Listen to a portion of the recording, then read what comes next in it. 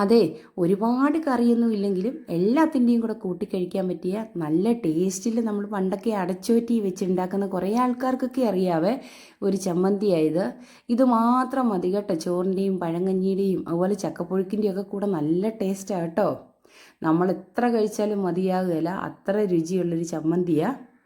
എല്ലാവരും ഇത് ഉണ്ടാക്കി നോക്കണം. Hi friends, welcome back. എല്ലാ കൂട്ടുകാർക്കും ഷിൽജി വ്ളോഗ്സിൻ്റെ പുതിയ വീഡിയോയിലേക്ക് സ്വാഗതം. ആദ്യമായിട്ട് എൻ്റെ ചാനൽ കാണുന്ന കൂട്ടുകാരൊക്കെ ഒന്ന് സബ്സ്ക്രൈബ് ചെയ്യാൻ മറക്കരുത് കേട്ടോ. ഈ ചട്നി ഉണ്ടാക്കാൻ അധികം സമയമൊന്നും വേണ്ടേ, വേഗത്തിൽ നമുക്ക് ഉണ്ടാക്കിയെടുക്കാം. പക്ഷേ ഈ ഒരു ഐറ്റം മാത്രം മതി, അത്രയ്ക്ക് ടേസ്റ്റാണ്. വീഡിയോയിലേക്ക് പോകാം. ഇതിന് വേണ്ടിയിട്ട് വെളിച്ചെണ്ണ ചൂടാകുമ്പോഴത്തേക്ക് ഞാൻ ഒരു 8-10 വറ്റൽമുളക് എടുത്തിരിക്കുന്നത്. നല്ല കളറുള്ള വറ്റൽമുളക് എടുക്കണം. ഇനി ചെറിയ തീയിൽ ഇതൊന്ന് മൂപ്പിച്ചെടുക്കണേ, കരിഞ്ഞു പോകരുത്. നമ്മുടെ കയ്യിൽ ഈ മുളക് എടുക്കുമ്പോഴത്തേക്ക് പൊടിഞ്ഞ് കിട്ടുകയല്ലേ, ആ പാകത്തിന് വേണം ഇത് വാങ്ങാൻ. ഇനി ഇളക്കി കൊടുക്കണം. അതിനുശേഷം നമുക്കിതൊന്ന് മാറ്റി വയ്ക്കാം. ഇപ്പം മുളകൊക്കെ നന്നായിട്ട് മൂത്ത് വരുന്നുണ്ട്. ചെറിയ തീയിലിട്ടാൽ മാത്രമേ ഉള്ളൂ നല്ല മൂത്ത് കിട്ടത്തുള്ളൂ കേട്ടോ, അല്ലേ കരിഞ്ഞു പോവും. ഇനി ഇത് നമുക്കൊന്ന് കോരി മാറ്റാം. ഇതിൻ്റെ കൂടെ നമ്മൾ ഇനി എടുത്തിരിക്കുന്ന ചെറിയ ഉള്ളിയാണ്. അതെത്ര വേണേലും എടുക്കാം കേട്ടോ, സവോള ചേർക്കരുത്. ചെറിയ ഉള്ളിക്കാണ് നല്ല ടേസ്റ്റ്. അത് ഇതുപോലെ തന്നെ ആ എണ്ണയിലൊന്ന് മൂപ്പിച്ച് കോരിയെടുക്കണം.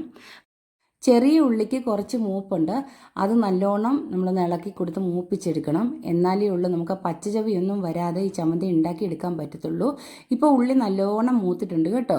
ഞാൻ ആ മുളകിൻ്റെ കൂടെ മാറ്റി വയ്ക്കുന്നുണ്ട്. ഇത് പെട്ടെന്ന് എടുത്ത് പൊടിക്കരുത്, ഒരു 5 മിനിറ്റ് ഇരിക്കട്ടെ. ഇത് നാറി കിട്ടിയതിന് ശേഷം മാത്രമേ പൊടിക്കാവുള്ളൂ, എന്നാലേ ഉള്ളൂ ഈ വറ്റൽമുളക് നന്നായിട്ട് പൊടിഞ്ഞ് കിട്ടത്തുള്ളേ. നമ്മളൊരു ഇടികല്ലെടുത്തിട്ടുണ്ട്, അതിലേക്ക് ആദ്യം ഇട്ട് കൊടുക്കുന്ന വറ്റൽമുളകാണ്, പിന്നെ ഉള്ളി ഇട്ട് കൊടുക്കാവുള്ളൂ. കാരണം വറ്റൽമുളകല്ലേ പൊടിഞ്ഞ് കിട്ടത്തില്ല കേട്ടോ.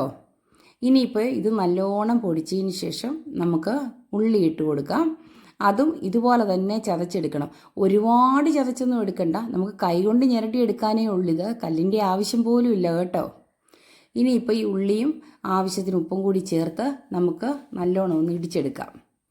ഇടിച്ചെടുത്ത് മാറ്റി വെച്ചിട്ട് നമുക്ക് ബാക്കി കുറച്ച് ചേരുവകൾ മാത്രമേ ഉള്ളൂ കേട്ടോ. ഒരുപാട് ചേരുവകളൊന്നുമില്ല, സിമ്പിളായിട്ട് കൊച്ചു കുട്ടികൾക്ക് പോലും വീട്ടിലുണ്ടാക്കാൻ പറ്റിയ ഒരു ചമ്മന്തിയാണ്. പണ്ടത്തെ കാലത്ത് അമ്മമാരുണ്ടാക്കിയിരുന്ന ഒരു ചമ്മന്തിയായത് കേട്ടോ. പലകയെ വെച്ചിട്ട് ഉടച്ചെടുക്കുകയുള്ളായിരുന്നു തവി കൊണ്ട്, അല്ലെങ്കിൽ കൈകൊണ്ട് നല്ലോണം ഞെരടിയെടുക്കും. പുളിയും ഉപ്പും വെച്ചിട്ട് ആവശ്യത്തിന് എണ്ണയും ഒഴിച്ച് നമ്മൾ പണ്ട് പഴങ്കഞ്ഞിയൊക്കെ കുടിക്കുകയാണെങ്കിൽ നല്ല ടേസ്റ്റായിരുന്നു അതിൻ്റെ കൂടെ. നമുക്ക് പഴയ ഒരു ഓർമ്മ വരും ഈ ചമ്മന്തി കഴിക്കുമ്പോഴത്തേക്ക്. ഇനി ഇത് നമുക്കൊരു പാത്രത്തിലേക്ക് മാറ്റാം.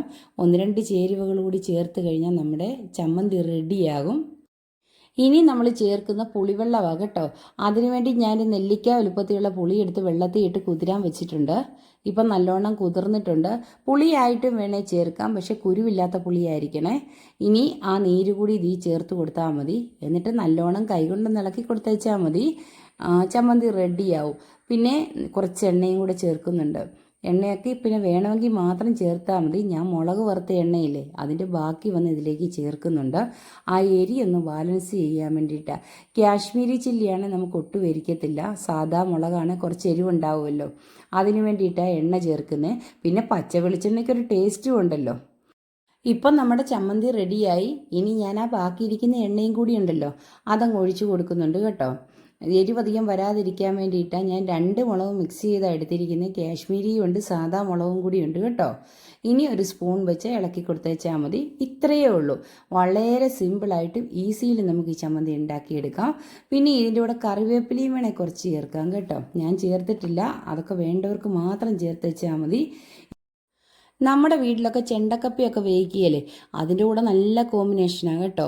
പിന്നെ ചക്കപ്പുഴുക്ക്, അതുപോലെ തന്നെ പഴങ്കഞ്ഞി, ചോറ് എന്ന് വേണ്ട വേറെ ഒരു കറി ഇതിൻ്റെ ആവശ്യമില്ല. ഈ ഒരൊറ്റ ചമ്മന്തി മാത്രം മതി. ഞാനിത് കൂട്ടിക്കഴിക്കുന്ന ചക്കപ്പുഴുക്കിൻ്റെ കൂടെയാണ് കേട്ടോ. നല്ല മഴയും അതുപോലെ കട്ടൻ കാപ്പിയും ചക്കപ്പുഴുക്കും ഇതുപോലെ ചമ്മന്തി ഉണ്ടല്ലോ, ഒന്നും നമുക്ക് പറഞ്ഞറിയിക്കാൻ വയ്യ. അത്രയ്ക്കും നൊസ്റ്റാൾജിക്കായിട്ടുള്ള ആ ടേസ്റ്റാണ് നമുക്ക് ഫീൽ ചെയ്യുന്നത്. അപ്പോൾ എല്ലാവരും ഈ ചട്നി ഒന്ന് ട്രൈ ചെയ്ത് നോക്കണം. ഉണ്ടാക്കി നോക്കിയതിന് ശേഷം നിങ്ങളുടെ ഫീഡ്ബാക്കൊക്കെ അറിയിക്കണം കേട്ടോ. എൻ്റെ ഈ വീഡിയോ എല്ലാ കൂട്ടുകാർക്കും ഇഷ്ടപ്പെട്ട് കാണുമെന്ന് വിചാരിക്കുന്നു. ഇഷ്ടപ്പെട്ടാൽ ഞാൻ ഒന്നുകൂടി പറയാം, ആദ്യമായിട്ട് കാണുന്നവരൊക്കെയാണെങ്കിൽ ഒന്ന് സബ്സ്ക്രൈബ് ചെയ്യാൻ മറക്കരുത് കേട്ടോ. അതുപോലെ ആ ബെൽ ബട്ടൺ ഒന്ന് എനേബിൾ ആക്കണം. ഇനി ഇതിലും വെറൈറ്റിയായ വേറൊരു വീഡിയോയുമായിട്ട് ഞാൻ വരുന്നതായിരിക്കും. ഇനി നമുക്ക് വേറൊരു വീഡിയോയും വേറൊരു റെസിപ്പിയുമായി കാണാവേ. അതുവരെ ഓക്കെ, ബൈ.